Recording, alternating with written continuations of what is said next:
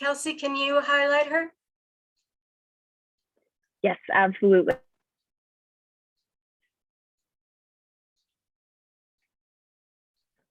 Hi, if you just want to unmute yourself, and that'll show me where to spotlight. So whoever's just been introduced, you please unmute yourself so you can say hello. Well, I have a non-video and a video. I'll give my. Gotcha, yeah. Hi, everybody. I'm really glad to see you and also to see your faces too.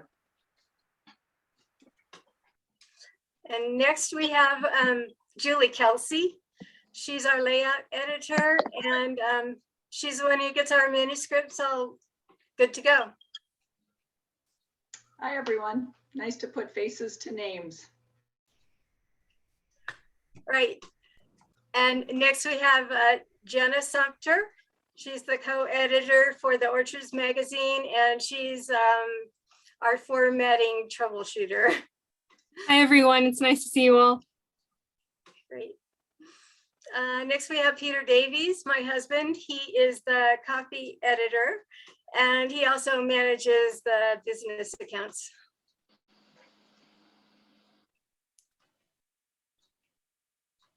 Unmute, Peter. Unmute. Hi, everyone. Hey. I'm the one, can you hear me? Yeah. Yeah, I'm the one with the funny voice, the funny accent, and I'm a backroom boy, don't do much. Yeah. Okay, and the next person we have is who's new to our team and just invaluable is Kelsay Day. And she has a really awesome name, and she also is the Zoom technician. Hello, yes, I'm glad to be here and grateful for your patience. Okay, before we start, I'd just like to remind everybody that we will be mailing out a 50% off coupon to use at the bookstore the day after the reading. So we'd appreciate it if you just all hang around and listen to our great program. Thank you. Now, we have about 7 people who are going to read one poem each, and they're interspersed between the featured readers. So we're going to start out with a poem by David Southward, followed by Anita Nahal. Well, thank you, Karen, for offering to me this spot to read. It's a real honor to read alongside so many of my really very favorite poets. I'm going to read one poem from Bachelor's Buttons, which is my Kelsay book. And this poem is called Who's Afraid? Hearing the news that Edward Albee died, I pictured myself at 21 in school, taking my girlfriend to see Who's Afraid of Virginia Woolf. A guilt-tormented couple, George and Martha, waged war on the stage with hints of a son they damaged or made up, showing how love itself was half made up of violent wishes. Though no one died, watching their marriage blow apart on stage was thrilling. Like cadets fresh out of school, we saw ourselves in the play's younger couple, the newlyweds, knowing we'd be afraid to put our love to the test, though not afraid enough. For soon the manhood I'd made up would start to peel. The picture-perfect couple our parents believed we'd be someday died, and she and I moved on to graduate school. My mask ripped off, I welcomed life's next stage, not knowing that I'd reached its cruelest age, the baffling 20s, identity all frayed from trying to keep one's broth of passions cool. A boyfriend whose good looks could not make up for curt, unkind remarks left me red-eyed, and love, a firefly no one could cup whole. I studied literature's most illustrious couples, surprised to learn how much was left off stage. Albee was gay, Virginia Woolf had died by her own hand. Most writers were afraid of people seeing through what they'd made up. Classics our teachers rave about in school come nowhere near the shock of that first school of the real, where couple after stumbling couple gropes on a darkened set, their minds made up to play a love scene never before staged. Each gets undressed, thinking, I'm not afraid, are you? And wonders if the mood has died. Imagine a stage after the applause has died, where couples have fought, surrendered, or made up, and schools let out for good. Now enter afraid. Thank you. And next we have Anita Neho.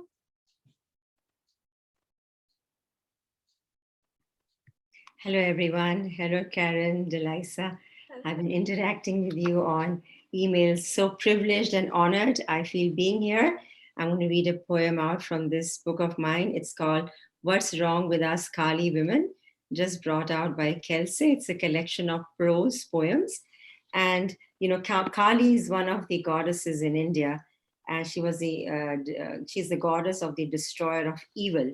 And also she has very dark skin. So there are some words in this that are in Hindi, but I will literally translate at that time, except for the main thing, which is Ma Kali. Ma Kali means Mother Kali. What's wrong with us Kali women? There's nothing wrong, nothing wrong. That's your fear labeling us. We are the Kali women and all other female, male, androgynous gods. We don't distinguish. We seek, we learn, comprehend, embrace. We are the Kali women in the forefront, striding and yes, strutting our stuff too. Some men gulp and gawk, making a tight knot of patriarchy right in front of their balls. They are the same who have been bowing before Kali's statues for centuries, marking their foreheads with mitti. Mitti means dirt. Marking their foreheads with mitti from her robes. And then they call her Ma Kali and walk away brash, brazen, evil. Don't think she's not watching. There's nothing wrong, nothing wrong. That's your fear labeling us. We are the Kali women and all other female, male, androgynous gods. Always in front, straddling between pathways, poles, blocks, and behavior. Between screams and footsteps pining for justice denied, justice battered, justice flagged, murdered, burned, their dark skin, their gender, religion, their sandals blood-stained, their clothes drenched and smelling of your foul breath, with your hands striking, your feet jutting and hitting. And then some, in their sinister voice, sing well into the murky night, Ma Kali, Ma Kali, Ma Kali, Ma Kali. Don't think she's not watching. There's nothing wrong, nothing wrong. That's your fear labeling us. We are the Kali women. My skin is Kali, my heart is gold, my soul is a child, cries, jumps, laughs, feelings flow like fresh churned cream from cow's milk. My skin disgusts you, yet you try to tan yours. My skin disturbs you, yet you find it exotic. My skin you call Gandhi. Gandhi means dirty. But I am clean, I bathe.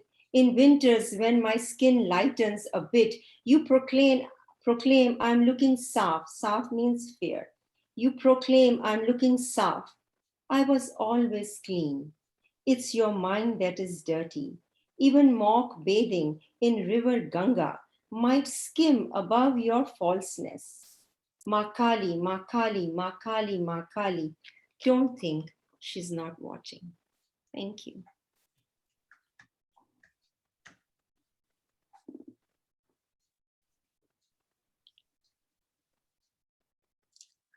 Next, we're going to have Jenna, who will introduce, hang on a minute. Alfred Nicol, I believe. Yeah, right. Okay, so yeah. Alfred Nicol has lived either on one side of the Merrimack River in Amesbury, where he was born, or directly across the river in Newburyport for most of his life. He jumped at the opportunity to collaborate with beloved poet Rhina Espaillat and illustrator Kate Sullivan to create the chapbook Brief Accident of Light, Poems of Newburyport, out from Kelsay Books in 2019. Nicol has also published 3 full-length poetry collections, Animal Psalms, Elegy for Everyone, and Winter Light, which received the Richard Wilbur Award. His poems have appeared in Poetry, the New England Review, Dark Horse, Commonweal, The Formalist, the Hopkins Review, the Best American Poetry 2018, and many other literary journals and anthologies.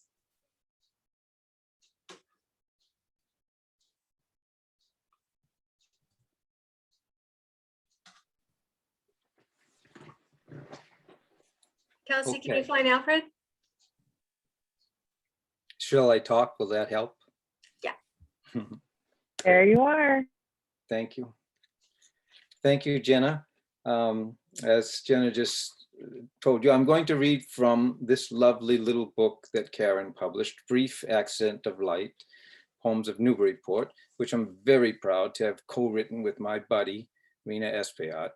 The poems were written as part of a larger collaboration initiated by David Yang, director of the Newburyport Chamber Music Festival.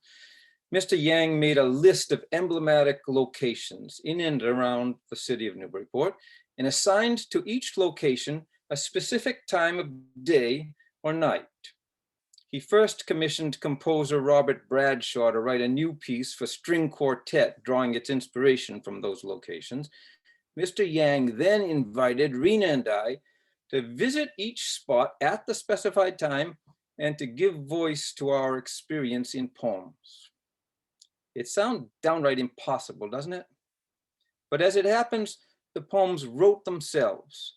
And we had such a wonderful time watching it happen that we were inspired to bring in another collaborator, Kate Sullivan, to illustrate the poems. And of course, Karen Kelsay took it from there, and she made this beautiful thing illustrated throughout. There, for instance, is Plum Island at Dawn. The book takes the reader through one day in Newburyport beginning at dawn, but the first poem I'll read is set at the MBTA commuter station at 7:30 a.m. when the youngest actors take the stage. Cleopatra, in her golden sandals, clambers up the pyramid to spy on Mark and Tony, while Mark and Tony, off like Roman candles, chase another youngster whizzing by. Oh, that one rides a pony. No, that one is a pony. And this one's wild to press a fountain back with her bare hands. Good luck with that. Good luck with that, and good luck to the child whose fountain of a ponytail withstands her trying on a hat. There he is. There you She's are. trying on a That's what hat. I'm saying, but it's good. Is it good? And aren't they all? Looks like he's Here reading. comes Amelia Earhart, who can fly. Oops, I'm so sorry. It looks like you got muted, Alfred. Here, if you just unmute yourself real quick, I'll invite you to. Hang on. Now, Okay. how There you much are. did you miss? I Everything? unmuted. Did you miss everything? I think we lost like who the can last 20 fly? seconds or so. Please Okay. make sure that you're all muted, okay? Except for Alfred. Alfred, obviously you're good. All right, so shall I start this poem again? I Or would did say you- go back just a couple lines. All right, so good luck with that, and good luck to the child whose fountain of a ponytail withstands her trying on a hat. She's trying on a hat, and aren't they all? Here comes Amelia Earhart, who can fly. There's Errol Flynn, and Errol Flynn, who's 10 feet tall, larger than life where life is but knee high, sports a rakish grin. Flashing that rakish grin, his boots spread wide, he brandishes his sword over the sea where tigers swim, while stone still on the slide, one toddler waits in vain for gravity to notice him. So to get to our next emblematic location, all we had to do is cross the street to the city hall. But going from the playground to City Hall is an enormous change of scenery. So this one is called Wandering City Hall. More serious than I am, to be sure. The servicemen portrayed here, commandants, the naval officer who died in France of some disease for which we've found the cure, the great war vets, all find me immature. They sum me up with just a passing glance and envy me my easy circumstance. I've only their reproval to endure. I duck and hurry past them up the stairs. An empty concert hall with chandeliers. There in the balcony, the paint is peeling. Reflections move across the stuccoed ceiling. I'll sit a while. There's nothing more to do. These silences should count as music too. Now, as you get deeper into the book, not only does it get later in the day, but it gets later in the year because, obviously Rhina and I didn't write these poems all in one day. So it begins in late spring and takes us quite deeply into the fall. And this poem is called The Marina in October. The winded sailboats rounded up in port won't soon be running off somewhere. Their standing masts as bare as stanchions in the nostril chilling air. Racing the waves is youthful sport. And now the days grow short. Beyond the bend, the island, like a gate, stays open to admit the fleet, grown slow in their retreat, who'll huddle here and shudder in the sleet. Facing inland now, they wait, they rest and ruminate. And as the harbor water lifts and falls, you feel them breathe, like horses in their stalls. So as the book gets, obviously, as the book goes on, the day grows darker, and actually the poems grow a little darker too. I think that you'll see that also when Rhina has her turn to read. This one's called At Dusk, and you'll see the two of us sitting. This one brings us back to Plum Island. At dusk. At dusk out on Plum Island in October, my friend and I sit on a ridge of sand that overlooks the sea. Indulging memory, a child again, she takes her father's hand. When she grows tired, he lifts her to his shoulder.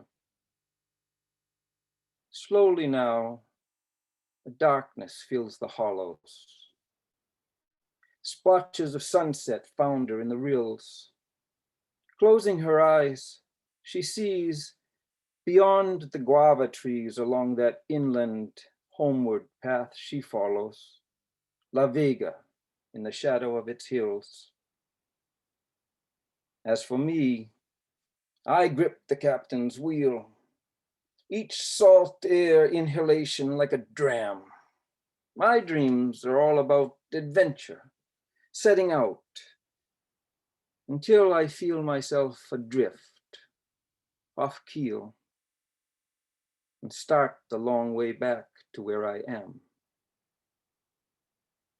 We brace ourselves as we descend the dune, caught up in time, itself a kind of tide, whose whorls and eddies trace the stories of a place. Our footprints will get covered over soon. For now, they skirt the beach grass, side by side.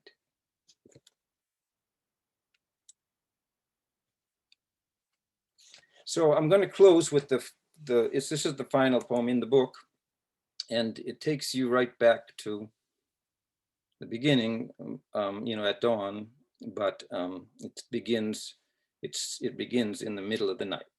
It's called Fog at Night. The tide goes out and out, leaving the fog behind. The fog then finds its way under the custom house, lifting it slowly up and setting it back down, a little to one side of where it was before. The storefronts tilt. Some lanes narrow, others widen. The lighthouse turns its shoulder, shying away, while red brick buildings shift their weight from one side to the other, slowly losing patience. Beneath a blurry moon, the fog pulls back from things it has uprooted, waving the fingers of one hand, brushing the weather vanes.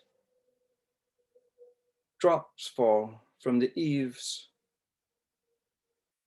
By tomorrow morning, the sidewalks will have settled and chimneys will stand up, trying out thin shadows in the tentative new light. Thank you.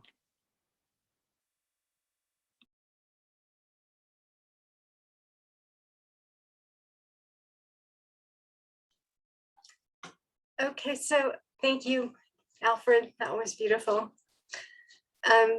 Our next reader is going to be Menachem Rosensaft, and he's going to read one poem for us.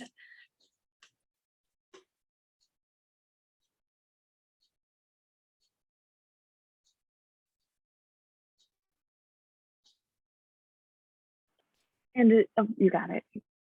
Okay. Thank you very much, Karen, for including me in this reading. It's an honor to be alongside so many really wonderful poets. I was born in a displaced persons camp in Germany and lived in Switzerland until I was 10 when we came to the United States. The one constant in my life from the time I was 4 until I was well into my 50s was an annual vacation that we took in a town on the city on the Mediterranean, on the Italian Riviera called San Remo. And this poem, Royal Hotel San Remo, July 2000, is a reflection on my experiences there. And so it was that death returned one summer afternoon disguised as air. Perhaps a breeze, the sun reflecting off trees, stone steps that have known me since childhood, whose memories envelop me. Second window from the end, second floor, the long balcony from which he used to feed the bird with breakfast rolls, more than he ever ate, used to watch me, watch over me, wave to me, used to look out over the sea into his past, my father. For 45 years, she walked down these steps slowly, always smiling, always regal, sat in the shade, watching me learn to swim in the saltwater pool, watching me swim with him, swim alone, swim with her granddaughter, decades apart, always remembering my mother. Here, Jeannie was a teenager, then a bride, then herself a mother, collecting lavender. Here, we held Jody as a little girl, my father always invisibly watching. Now they both watch her, watch past the trees, down the steps, our steps, theirs. Shadows are the dead, time does not matter, ghosts never age, nor death. Paradise comes in different forms. We each have our own, if we can find it. Mine is here, in fleeting impression that seem to wave, seem to watch, seem to smile, that no one else can see. And so it was that death returned, not as a curse, but comforting in silent whispers, disguised perhaps as a 6 o'clock cloud, green, purple, and pink at its edges, warm against the cooling sky, allowing me, while here, not to be an orphan, and when I leave again, not to let go. Thank you.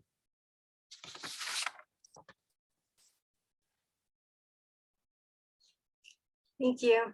Now, Jenna is going to introduce our next feature.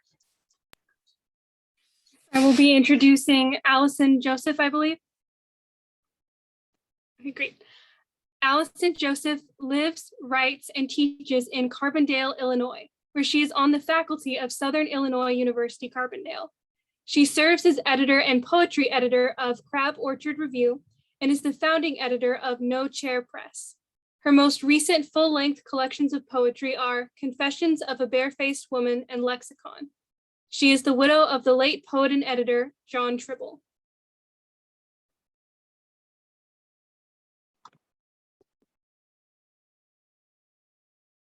Hello, everyone. Thanks for being here this afternoon, spending your afternoon on poetry. I really appreciate it. And I really appreciate Kelsay Books. This is my second chapbook with Kelsay Books. So I'm going to be reading a few poems from a forthcoming chapbook called Any Proper Weave. And Any Proper Weave is a poem or a poetry collection about social justice, about anger, about gender justice. Many of these poems were written over the last few years in observation of seeing our social fabric deteriorate. So many of the subjects that I take on in this particular collection have to do with racial pain. And the first poem I'm going to read is a call and response poem to the famous poem by Paul Laurence Dunbar, We Wear the Mask. And it's a poem I've taught over and over again as I teach classes here at Southern Illinois University. When I teach the Rondeau, I teach this poem. And the accretion of names of African Americans and other people of color who have been attacked and harmed over the past few years made me think of writing a response poem to Paul Laurence Dunbar. So this is called Compliance, and it's after Paul Laurence Dunbar. And it's also a rondo. Compliance. We wore the mask, but we are broken still. Broken bodies drained of joy and skill. The evidence denied, argued away. The violence enacted, on display for anyone to share or like for thrills. So many broken bodies stripped of will. So many useless arguments until another incident, then more replays. We wore the mask, tried to comply with the rules, and still were spilled. Our blood a simple fetish. Those who kill will kill again. No matter how we pray, no matter how we issue our dismay. The lust for blood is sport, to die is play. We wore the mask. If you were to ask me exactly what incident prompted that poem, I couldn't tell you because there have been so many. But I do know I wrote that poem before George Floyd's death.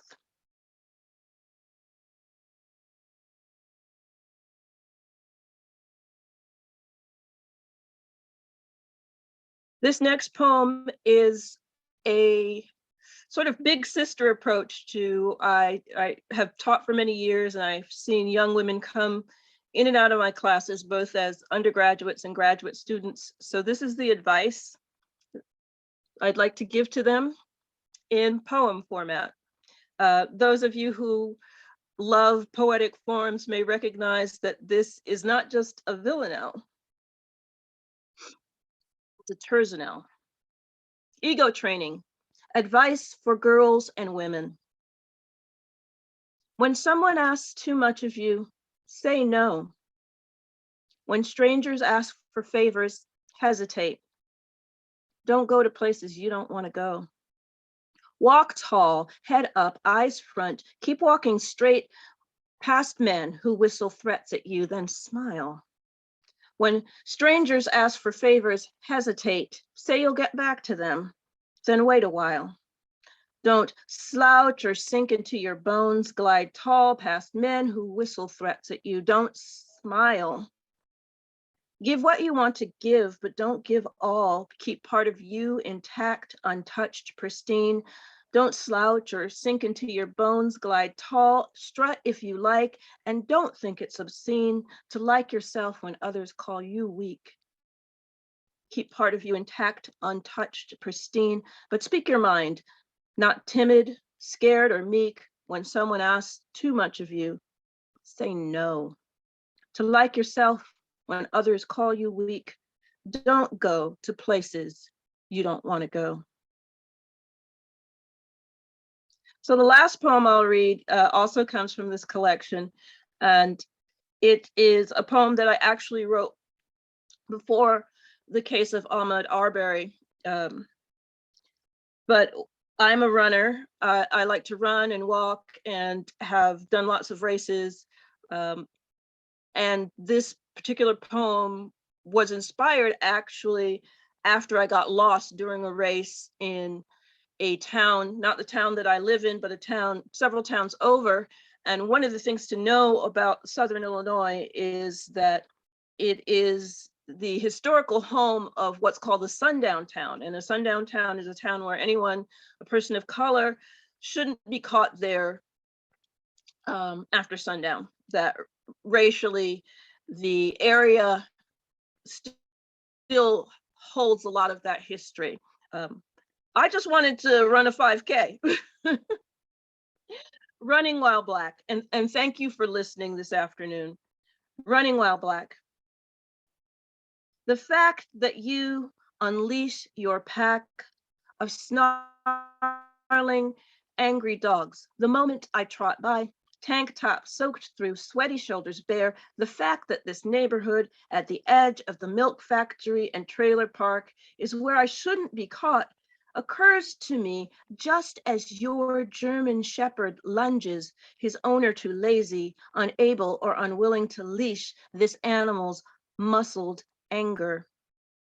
There are places a woman dressed for motion shouldn't go, crossings that common sense and history should keep her from.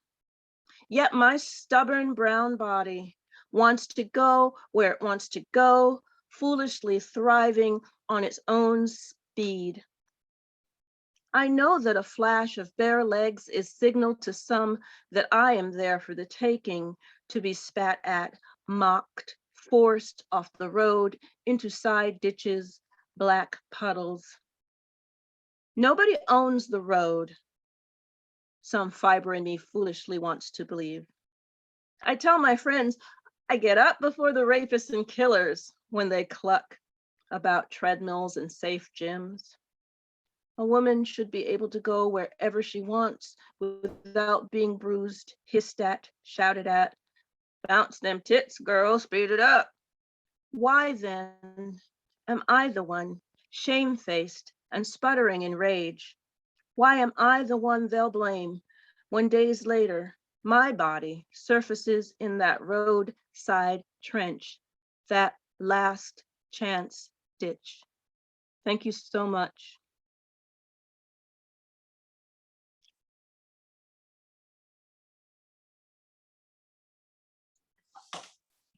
Thank you, Allison. We're going to take a little 5-minute break, maybe about 3 minutes. Everybody can take a break, and then we're going to come back and hear Ms. Goldberg. Thanks. Just to pop in real quick with the texting, don't leave the meeting for the break. Just turn your camera off and mute yourself. We don't want to have to worry about letting everybody in again, okay? So just at the bottom of your screen, there's a stop video and a mute button. So just click that for the break. All good? And feel free to message me in the meantime if you have any trouble, okay? One thing I can't do, but maybe you can do it for me, is to yeah. make my name Oh, correct. yeah. So that is I'm- a I'm trouble not- that a lot of people have had. Will you, Yeah. so something you can do is if you hit participants at the bottom of your screen, and then you'll see a little tab come up on the right side of your screen where it has all the names. You'll see You the know, I name that saw is not that. your name. You'll see Delisa Hargrove, even though that's not your name. And then you'll see in parentheses me. And so if you go over that and then you hit more and then you hit rename, you can type in your name. Okay. I did this before looking for my name. I'll look for this name. Yeah, so you got to It was- look for Delisa Hargrove. I know Okay, it's so super it's here at the confusing. end. Oop, it just went away. Wait a minute.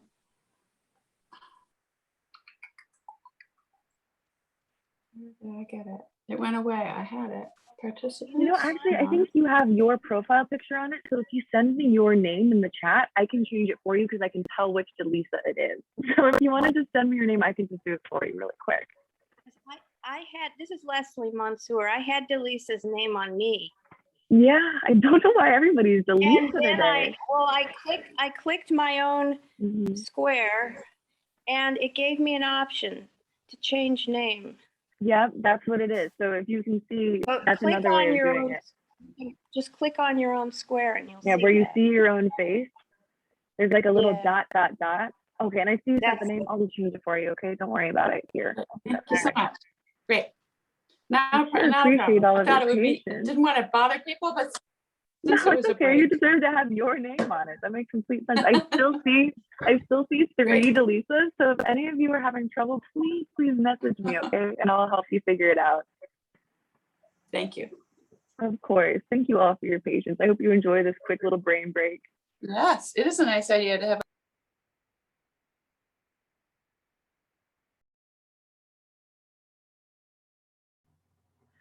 So the featured readers read more than one, and the guest readers read one, right? I was kind of confused at first. That seems to be the structure. Yeah. Okay. Because otherwise, I'm looking at the clock going, oh, right. I can't stay Yeah, on I believe that's the case. That sounds right. Kelsay, can you just tell me if I'm coming through okay? I keep getting banned. So you're a little bit grainy. Your voices, it sounds a little bit like a robot. So I don't know if there's if it's just because your Wi-Fi is having a hard time. Maybe there's a different part of the house you could move to where it's There's stronger. a better spot I can. There might Let be. me see if I can move to a better spot. Can you hear me any better here? Okay, will you say something? Can you hear me any better over here? It still sounds a little grainy, but I can understand what you're saying. Okay. I don't know. I've been wandering around the house trying to find a better connection, and it was better. Isn't that just the way? I wonder if it has to do with the video. It doesn't sound terrible to me. Hey, you sound okay personally. now. Okay, good. That I feedback think is helpful too. Is that you sound any better now? You actually sound good to me, Midge, and Kelsay, you're a little bit grainy. I'm Okay, great. well, maybe because I'm closer to you, Alfred. I mean, we're just a state apart. And Right, that's yeah. true. Maybe I that's don't know. You are coming through clear for me now, so it Okay, sounds good. okay to me. It's not the greatest background to see my kitchen, but I'll stay over It's here. beautiful. All good.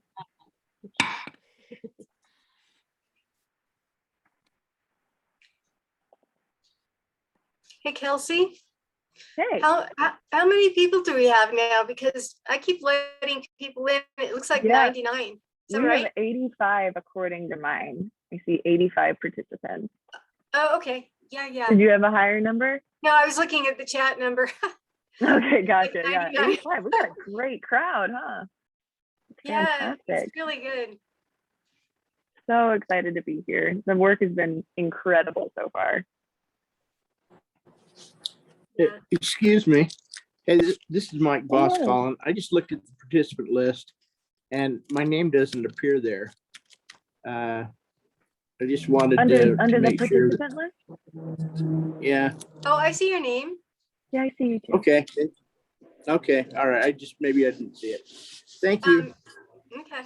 Kelsay, I have another question about the chat. Sure, Sometimes in what's the up? chat, you can send a private message. Mhm. In my chat, I'm only seeing the host and co-host. Is there a button you can push so I could say hello to my personal friend? Yeah. So I think what you should be able to do. Or do you want to go ahead, Karen? No, I just know there was an option when I was setting up the meeting, and I think I did that because you said if there's someone had a problem that you could privately help them. So, Right. yeah, look. So I can walk you through that from my end at least. So if you look at where the chat box is, right, and you see how it says where you can type your message, and then above that it says to, and it has in a little blue like rectangle, it says, for you probably it's saying host. If you click on that, then other names will start appearing. You can see where it says everyone, and then if you scroll down, there's all these different names. And then another thing you can do is go over to whoever you want to talk to. So say, for example, I want to talk to Karen. I would go and I would hover my mouse over, see where the little dot, dot, dot is in the far right corner. You'd click on that, and then there's a little chat button that you can use from there. And if that still There doesn't must be work, something blocking it. There must be something blocking it because I can only see the two hosts as well, either Same place. for me. Me too. Yeah. you can only see We two don't have hosts. that option. Yeah, we're only able to Maybe- message you and Karen. Yeah, I think Karen has to do that by going to. Okay, so maybe that was just a setting that was set up initially. Maybe, but I can't go back right now. All my equipment's. Well, up that's on the okay. floor. I guess what we can do now is, and I wish, we could make it easy and just, have everybody send, but if you have words of encouragement, you could always just pop them in the main chat as long as it's appropriate for everybody to see. I just want to gossip with my buddies. So fair. That is so Next time fair. you come. Yeah, I guess you'll just have to do it over there. Okay, yeah, and I see, Tony, that you messaged me about that too. Thank you for pointing that out. That's really helpful. Okay, great. I also need to email someone real quick and make sure that they're able to get in. So pardon me for 1 second.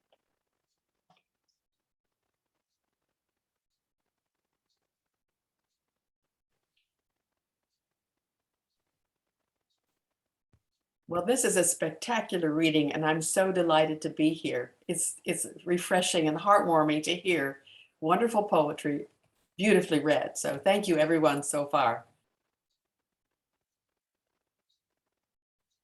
Thank you, Barbara.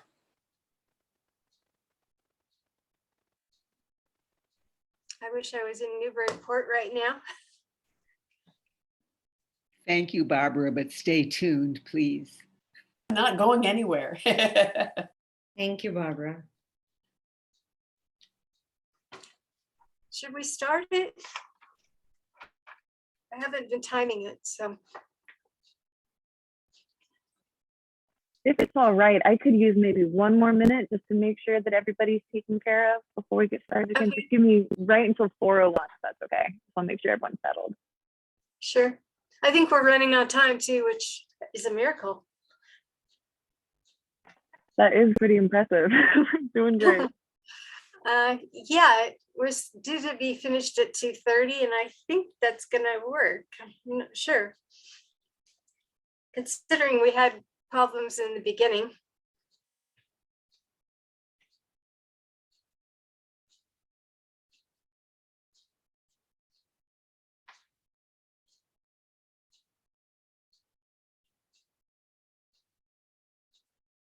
Charlotte Ennis is in the waiting room. Let's see.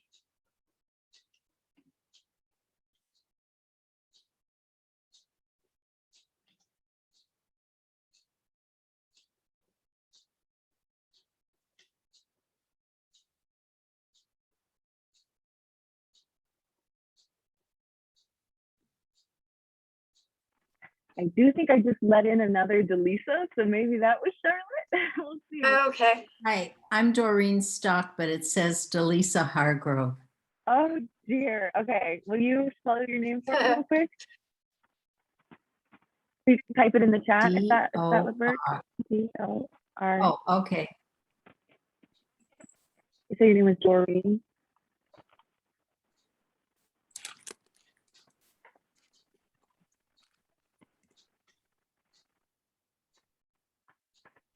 Oh, I see. Thank you so much. All right, you should be all fixed now. Beautiful. All right, so I think I'm good to go. I'll keep handling things behind the scenes. Everyone, if you have problems, do please direct message me so we don't take attention away from the speakers, okay? I'm so appreciative to all of you for your patience. Oh, did you see a Charlotte Ennis in the waiting room? I did Or- not. I let another Delisa in, but I still don't see Charlotte. So I don't know what's going on with that. I'll reach out over email again, okay? Okay, I think, okay, we can start.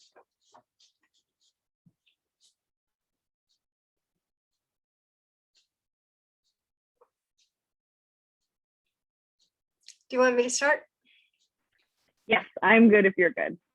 All right, here we go. Okay, we have 2 more readers before our feature, and we're going to start with Midge Goldberg.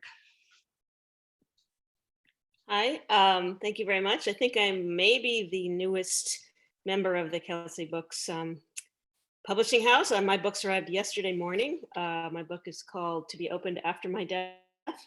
And thank you for inviting me. It's just such a pleasure to read with all these wonderful poets and be part of this publishing house. It's publishing such great poets. Karen asked me to read this poem, which is kind of special to Utah. It's called Funeral Potatoes. A Mormon dish called funeral potatoes, ubiquitous and creamy, full of cheese, appears at every family funeral. No Mormon dies without a side of these. They fill a spot on all the mourners' plates, next to the slaws and casseroles and meat. And as the dead approach the pearly gates, the living do their part. They sit and eat. My question on this lumpy sustenance: how did it start? As food or something more? A humble symbol, earthly, blind, and dense? A Mormon's not so gourmet metaphor? Or maybe it's that any time of year, potatoes are just what there was at hand, rattling around a farmhouse bin somewhere, or scrabbled from the dusty promised land. And just by dint of sheer dull repetition, a funeral a month for years on end, potatoes gained this deathly reputation. What started as a meal became a trend. Regardless, here they are, loaded with meaning. Someone you love just died. To make it through, maybe a potato's what you need to serve as comfort when no words will do. Thank you.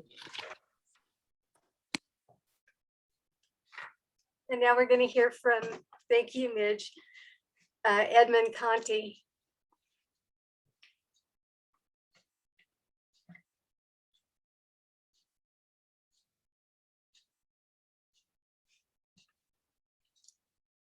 Kelsey, can you find Ed? Yeah, I can see Ed if you just want to unmute yourself, and I'll go ahead and spotlight you.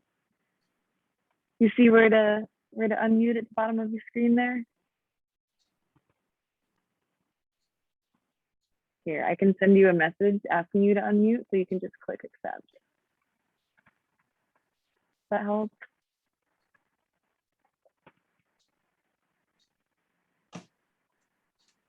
There you go. Yay. Hey, everybody. Hi, all. Thank you, Karen, for inviting me. I don't know what I'm doing here, but what the hell? Let's go. Let's plug ahead. The poem I'm going to read is from my second book. Where is it?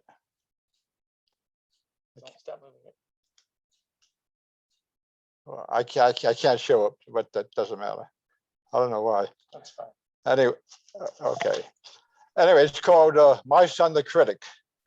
I should preface this poem by telling you that I really have 4 sons. 2 are real and 2 are imaginary, and I get them mixed up. So let's proceed. My Son the Critic. Read me a bedtime poem, said my son. So I read him this. We say hippopotami, but not rhinoceros, a strange dichotomy in nature's glossary. But we do say rhinoceros, he said. Look it up. So I read him this. Life is unfair for most of us, therefore. Let's have a fanfare for those that it's fair for. I smell a slant rhyme, he said, sniffing. So I read him this. While trying to grapple with gravity, Newton was helped by an apple he didn't compute on. My teacher says that's not poetry, he said. So I read him this. Rene Descartes, he thought, and therefore knew he was. And since he was, he sought to make us think. He does. That made me think, he said, but not feel. So I read him this. My hair has a wonderful sheen. My toenails clipped have regality. It's just all those things in between that give me a sense of mortality. Did the earth move, I asked? Nothing moved. He was asleep. Thank you.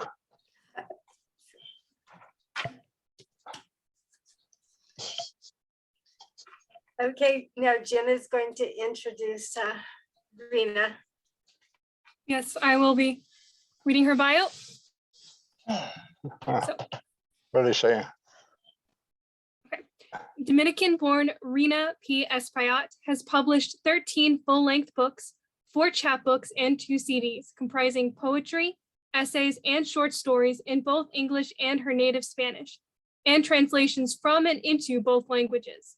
Her work, which appears in numerous journals, anthologies, and websites, has received many national and international awards, including the Richard Wilbur Award, the Nemerov Prize, the Eliot Prize, awards from the New England Poetry Club, the Poetry Society of America, the Frost Foundation, various honors from the Dominican Republic's Ministry of Culture, and a Lifetime Achievement in the Arts Award from Salem State College. Espaillat is a founding member of the Fresh Meadows Poets, the Powwow River Poets, the Melopea Trio, and the quintet known as the Diminished Prophets. Thank you very much for the introduction, and thank you for Karen for the invitation to join this delightful event. Now, my buddy Alfred Nicol showed us all very well that poems can reflect cities and countries and any place that you want them to reflect. But they do a lot more than that. Poems can also reflect the writer, the poet, the life of the poet, the experiences that he or she has had, and so forth. And the poem beautiful poem read by Menachem Rosensaft showed us that memory is a huge ingredient of a lot of poetry. So prepare yourself for some reflections of other things. For example, here is dawn on Plum Island, but once when I was only 9, I almost drowned at Coney Island. So the sea for me is not a friendly place. I'm afraid of it. I'm afraid of deep water. I'm afraid of any water without soap in it. So I defend myself when I come across deep water, and I tell it, look out, you're being watched. Dawn, Plum Island. Sullen, compulsive sea, why do you threaten me with foaming lips and icy fingertips incessantly? What can I do to hide on these bare dunes? But I have witnesses. The moon's silver-lidded eye, stars too, are fixed on you. And more, a crowd of gulls shouting out loud, know what you've done, and look, robed in a cloud, his honor, the sun. So don't you look at me with dangerous eyes. Here is Passages City Hall, where Alfred found that silence is also a kind of poem, and he's right. But I found something else. A busy place where those who come will find passports and testaments, and on these broad high walls neatly aligned, our wars. And to record their vast expense, these faces left behind. Look at their youthful smiles, helmets and caps and bygone hairstyles, worn jauntily with bravado before taps turned permanent when further days were torn from them by grave mishaps. As if to map their passages, so brief, so bravely undertaken, here are the dates and places where the grief was hatched that left families, friends, forsaken and mute with disbelief. From Picardy, Calais, Bois de Boulogne, that row never came back.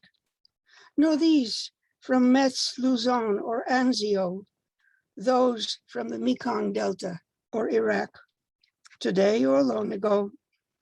Busy these offices, assigned the care of residents to come, for whom they legislate, construct, repair. But these dead say, remember how for some no road leads anywhere. And those are people that we need to remember. Memory should honor the dead who died for their country. There's another group of people who deserve remembering. The Newburyport Art Association. We were not asked to write a poem about that, but I have very, very warm and very firm ties to the Newburyport Art Association. So I sort of invented the order to write a poem about that. And here it is. Because the artists are the ones who stop time temporarily, who give us back some of our lives by making it live a little bit longer in a painting, in a sculpture, in whatever the arts produce. It's here that the makers gather with patience, tools, and skill to see what those three together can save from what life will spoil. They live to snare one passing brief accident of light before the spark goes missing or hisses to smoke and out. Their walls are all shallow windows framing the dreamt or seen beyond where vision blunders and darkness will fall too soon. Where do they hunt each color? How do they grow each line? How do they ambush that killer, time, and wrestle the rascal down? They salvage the blooms we pick, though the pickers and makers wilt. Bless the makers and what they make to stall what they cannot halt. So, and here is a memory poem, very much like the memory by Menachem and by Allison Joseph, who also wrote wonderful things about memory, and not just the individual, but the group memory, what we all have. On the promenade, a memory, one brisk fall day, my mother, elegant in gray, though very old, straight as a rod, went walking on the promenade. Widowed, confused, dimly aware of who I was beside her there, but fond of mischief and still pretty. She loved the river and the city, seagulls and sailboats skimming by. That afternoon, she caught the eye of an old fellow, bald and thin, who gripped his cane and slipped right in between us like a trusted friend. We strolled to the boardwalk, end to end, we three at ease, each way and back by the sun-speckled Merrimack. No word was said, no look exchanged, but as if they had prearranged to rendezvous right there, right then, the next day, we were three again. How lovely, after all these years, this flirting between two old dears, I thought, and smiled, turning to see how flushed and flattered she must be. Mama, I said, you have a beau. And speechless, you've impressed him so. Nonsense, she snapped, serene and cold. He's boring, slow, and much too old. So there we have age. And that's something that we would like to stop sometimes, but time doesn't permit it. And I'm going to end with a very short one called Nightfall, Plum Island. And this is a view of water as it comes in and out, in and out, in and out. Two spindles of white water crisscross the wide black loom of night. They meet, untether, retreat, go slack in a quick never into forever, followed by the last and swallowed into moonlit sand, past another and another, whose foam feathers fit together, but too late, and then more again by twos, silver white, rush in and fizz. Change is all there is. Thank you. Thank you very much.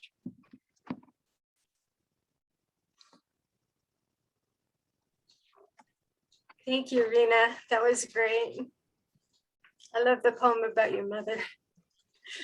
Okay, next we're going to hear from Okay, Kim, if I don't say your last name right, you have to correct me, okay? I will. It's okay. Kim Malinowski. Absolutely. It's Kim Malinowski. Yeah, you got it. Good. I'm not spotlighted. I don't think. Oh, there you go. All right. I am reading from home, which is a recent publication. I want to thank everyone. This is an absolute honor listening to everyone and having everyone listen to us. I actually just found out that one of the characters in my poem, Mama Jensen, was a poet. So my great grandmother was also a poet. So it was really fun to find that out. Okay, that's called Home. Sometimes the pioneer house, the plains and farmland of North Dakota call me. The homestead still stands with broken windows, glimpse of the fullness it once possessed. Generations of habitants, birth, deaths collapse into ruins, into foundation, into history. I pick up a few glass bottles to remember the place, maybe ones filled with milk or tonic, a chipped teacup bringing with it earth. I dust off my objects, now holding a fork. My grandfather was born here. Had he used this fork? My cousin, too far removed for me to understand, digs out a piece of Mama Jensen's lilac bush so that I can plant it, have a piece of it like the rest of the clan, so I could belong to this place. The place my grandfather left to lug a carpenter's box. What are the precise coordinates of home? The pieces of me collecting rubbish belongs here, with the ghosts where tall grasses swallow the house up a standing grave. When will the shutters fall and the grass creep over? Will the wind still carry the scent of lilac and whisper my name? Thank you.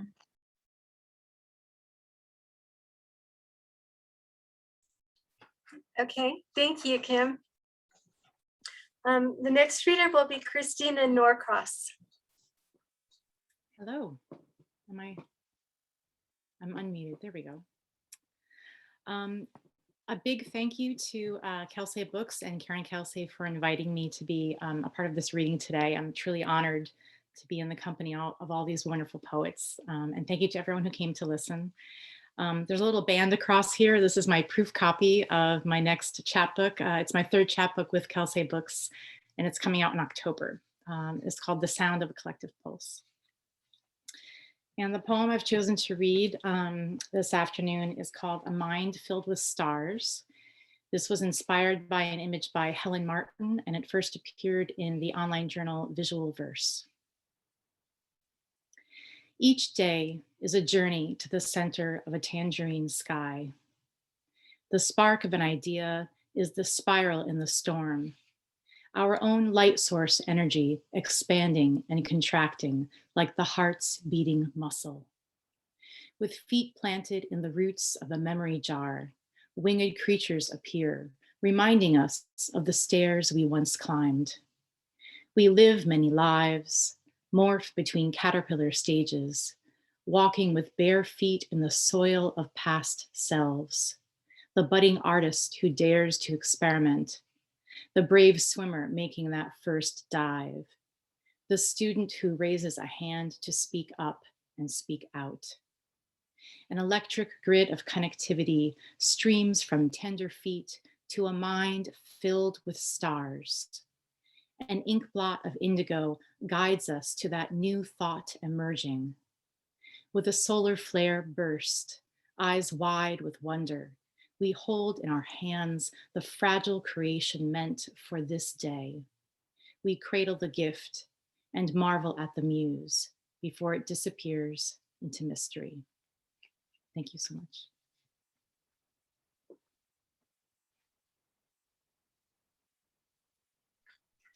Thank you, Christina. That'll be really good. Your book's going to come out really soon. Jen is going to introduce our last feature reader. So here we go. So that will be Marilyn L. Taylor. Spotlight. Okay. Marilyn L. Taylor, former poet laureate of the state of Wisconsin and the city of Milwaukee, is the author of 6 poetry collections, 2 of which were published by Kelsay Books. She was recently awarded the Margaret Reed Poetry Prize for Formal Verse and was a finalist for the X.J. Kennedy Parody Award, the Howard Nemeroff Sonnet Award, the Lascaux Review Prize, and Rosebud Magazine's 2020 Poetry Prize.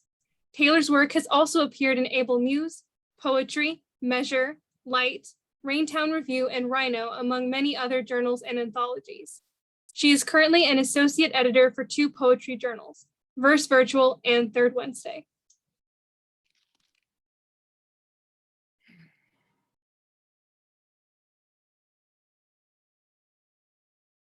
I must be somewhere. Oh, there I am. I'm supposed There to you talk are. Yeah, first. I'm That's spotlighting right. you right now. That's right. I'm sorry. Okay, well, thank you so much for that lovely introduction. I am still stunned to be in this stellar company, and I admire the 3 poets who preceded me, as well as the open mic poets. I admire their work so much. I know their work. I use their work sometimes in my classes, and I'm just, I'm in a real happy place today. Thank you, especially Karen Kelsay, for inviting me to read. I want to just tout the book of hers that she published that came out in 2016. It's called Step on a Crack. Can you see that with the glare? And also a collection, and I think it was in 2019, of a bunch of villain L's that were submitted to me and to my co-editor, a very able poet named James Roberts. And this is a wonderful anthology of villanelles that I recommend to you very highly. But to get to today, excuse me, I'll get right to it. The Step on a Crack cover, the title, is a question, of course, or a sort of a charm from our childhoods. And you know the next line, break your mother's back. And I decided to finish the whole poem for this book. And here goes. Step on a crack, bring your mother back from the catacombs of retrospect and benign neglect. Then bow to her as if she were the girl of 22 who once gave birth to you. See her pale eyes widen in surprise, as if she can't believe how profoundly you still grieve. And now pronounce her name so she can reclaim what has become of you, her child, her heir, her feckless residue. And speaking of mothers, I'm sort of in the same groove that Rhina was in earlier, and I have a couple of mom poems here, not necessarily about my mother. In fact, it's a persona poem, this next one, written in the voice of a mom who's, she's sort of a hardcore mom, whose daughter is currently doing the beauty contest routine. And it's called Miss Dixie's Proud Mama. I've slapped myself 3 times across the face, and this time it's not a dream. I swear my little baby girl has won first place in the beauty contest at State Fair. Look how she slinks in those high heels, cranks her little hips just like a pro down that runway. Honey, she's on wheels. She's headed for the Johnny Carson show. Come on, sweetheart, talk a little louder. Bat those lashes, lick your lips a lot. Make your poor old mama even prouder. Grab for what your mama never got. Thank you, Jesus. Thank you, maiden form. Now watch my baby take the world by storm.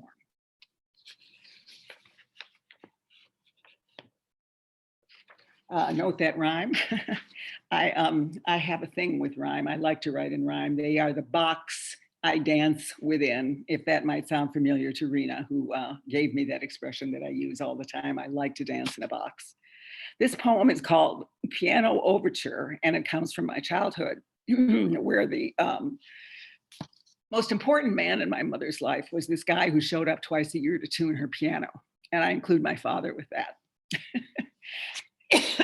So sorry. Piano Overture. He came to our apartment twice a year to tune my mother's piano. All day long, we tiptoed, trying not to interfere with what to us were strange, unearthly songs. He never struck a heavy, luscious chord, only fifths, fourths, octaves, clean and spare, brandishing his hammer like a sword. We watched him wring concordance from the air. Taut as pulled wire, he'd lean into the keys, his practiced fingers pressing note on note, hunting down aberrant harmonies and any latent quaver in the throat. At last, the piano, gaping and undone, its very heart exposed for all to see, would wait in silence, chastened as a nun for the blasphemies of Chopin and Satie.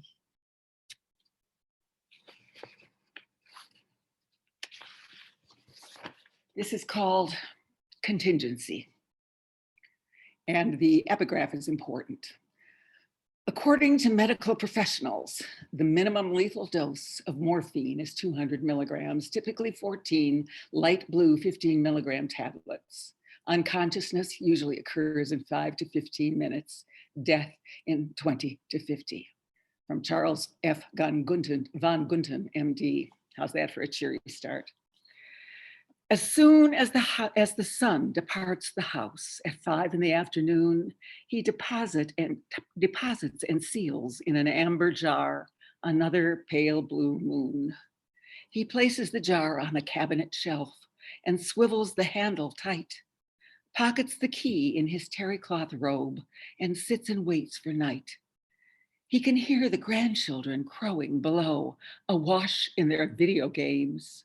He tries for a time to assemble their faces and say a few of their names, but he can't recall how many he has, or what their small fantasies are, or why their mothers and fathers have come to put his clothes in the car. He careens on the edge of a desperate thought, a glimmer from where he's been, but he doesn't remember the amber jar, nor the moons crumbling within. I have 2 more poems, both of which are relatively short.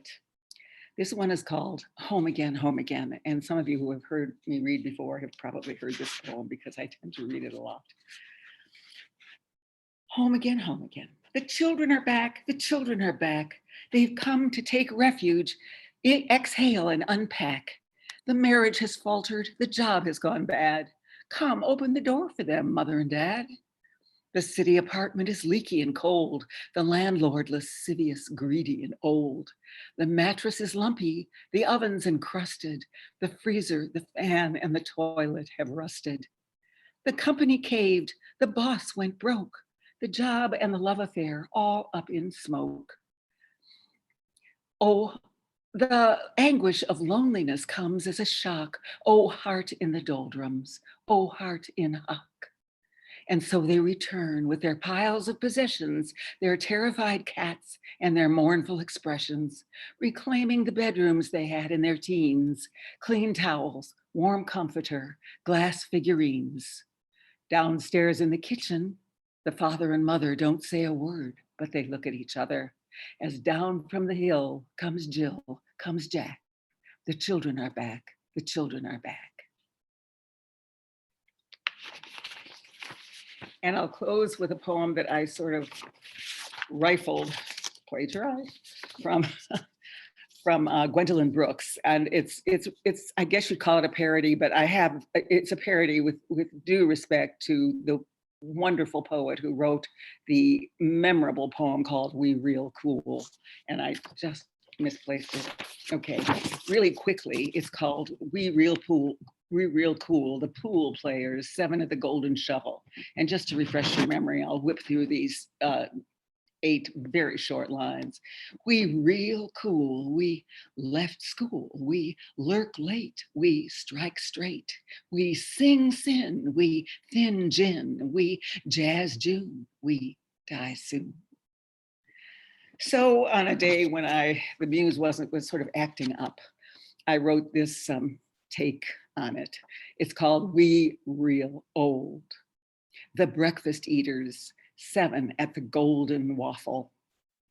We real old, we catch cold, we take pills, we change wills, we can't hear, we crave beer, we eat prune, we die soon. Thank you very much. Thank you, Marilyn. I love the one about the kids coming home. Thank you. That's why we moved into a 55 or older. Nobody's coming back to our house. Okay, atta girl. Well, I just wanted to thank everybody who's been part of this program. It's so great. It was kind of scary putting it all together because I don't know about Zoom that much. And all last year during COVID, I kept getting people saying, why didn't you do this? Why don't you do this? And I just didn't want to do it. But I think putting together a really good team of people to help us and having Kelsay and Jenna and everybody kind of pulling together, it's turned out to be a great reading. We are going to be sending out probably tomorrow a coupon for everybody to use. It's going to be good for about 2 days. So if you want to top up on books that you have had published, you can get them half price, or you can order all kinds of books. It's just whatever you want to get. Whatever you order, it's 50% off the whole thing. So hopefully you'll like that, and we'll probably have another reading again. So thank you everybody for being here and putting up with the little hiccups that we had, and have a good weekend. Thanks for coming. Karen, I want to tell you, you deserve a medal. I'm terrified of electronics, and for you to take this on, my hat's off to you. Thank you. Absolutely. It was really great. Yeah. It was really good reading. Thank you, Karen. Thanks, Karen. Great seeing you. It's Are we going to be able to have this? Best. Where's it going to be located? It's being recorded. Told her So I'm supposed to read because I stayed for the whole thing. Thank you. Thank you all. Thank you, Karen. Thank you. Thanks, Karen. Thank you. You're welcome. Sharon. Thank you. Bye, everyone. Bye-bye. Yeah, I think it'll Bye. be recorded. We'll probably put it up on the website. Great. absolutely. Thank you. so much. Hi, I thought I was supposed to read. Really? Yep, Terry Luncarrick. Yeah, I have one poem. Oh, okay. Well, we had the program set up for a couple months. I wasn't aware of that. No. Maybe Yeah. why don't we put you on for the next time? You can email me. Okay, I received a confirmation, yeah, that I was going to read. Okay. My poem's very short. Okay, go ahead. Okay, and I thought in this sort of bleak year plus of COVID, maybe a happy poem would be good. New Orleans, my siren. You are my siren, the first place I visited to escape the tearing, twisting knife of grief. I needed your noise, embraced your craziness, drenched myself in your kaleidoscope of pulsing colors, Southern eccentricities, amplified characters. Of course, I found the photograph of Tennessee Williams in the hotel lobby when I was looking for a bathroom, immediately discovering there are no accidents in New Orleans. Stealer of my soul, your music heals me, your saints and sinners comfort me. Even when I think I'm finished with you, I take in your grittiness, gasp at your grandeur. Blinded, burned out, banged up by life, New Orleans, I still need you to remind me I am alive. Thank you. Thank It's a you. great way to end. Thanks for letting me do that. No problem. Okay, we're going to turn off the meeting now. We're 2 minutes past 2:30, so we've just almost done it right on time. Thank you. Bye-bye. Bye all. Thanks, Karen. Thank you.